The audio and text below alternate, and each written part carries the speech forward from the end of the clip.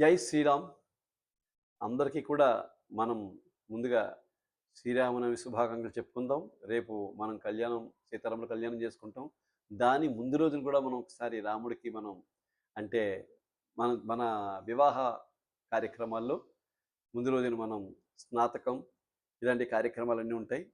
ఆ విధంగా ఇవాళ మనకి మనసు కళ్ళు మూసుకొని మనం ఆలోచించుకుంటూ ఒక వివాహాన్ని ఆలోచించుకున్నప్పుడు ఎదురు సన్నాహాలు కానీ, అలాగే మన స్నాతక కార్యక్రమం కానీ, పెళ్లివారిని వీడికి తీసుకురావడం కానీ, ఊరేగింపు కానీ, ఇవన్నీ కూడా ముందు రోజు జరుగుతూ ఉంటాయి. ఆ విధంగా అవ్వాలనుకుంటే మన సీతారాముడు చక్కగా ఊరేగుతూ మొత్తం వీధులన్నీ తిరుగుతూ ఉంటాడు. అందరూ పెళ్ళికొడుకుగా తిరుగుతూ ఉంటాడు. పెళ్ళికూతురు దగ్గరికి వెళ్ళడానికి. అలా మనం ఊహించుకుంటే రాముని ఈ విధంగా ఎంతో ఆనందకరంగా ఉంటుంది. మన కన్నులకి రామచంద్రమూర్తి కనబడుతూ ఉంటాడు. అక్కడేమో సీతమ్మ దేవుని పెళ్లి కూతురుగా తయారు చేయడం, అంటే మన సంప్రదాయ ప్రకారం ముందు రోజుకి పెళ్ళికొడుకుని చేయడం.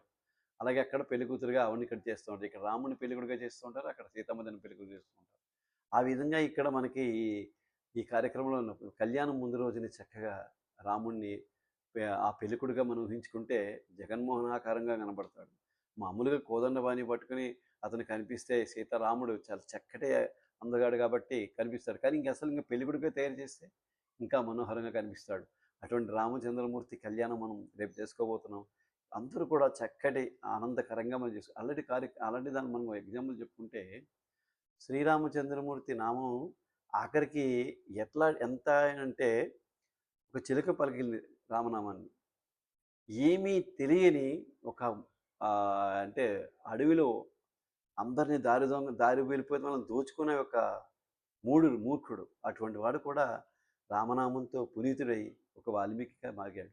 అంటే రామనామం ఎంత గొప్పదో ఆలోచించండి. నామం గొప్పది. ఆయన రూపం గొప్పది. ఆయన మాటే గొప్పది. ఆయన బంధం గొప్పది. కాబట్టి అటువంటి రామచంద్రమూర్తి కళ్యాణం జరుగుతోంది. చక్కగా ఇవాళ నుంచి మనం అతని యొక్క స్మరణలో, అతని యొక్క ఆలోచనతో ఆనందంగా ఉందాం. జై శ్రీరామ్.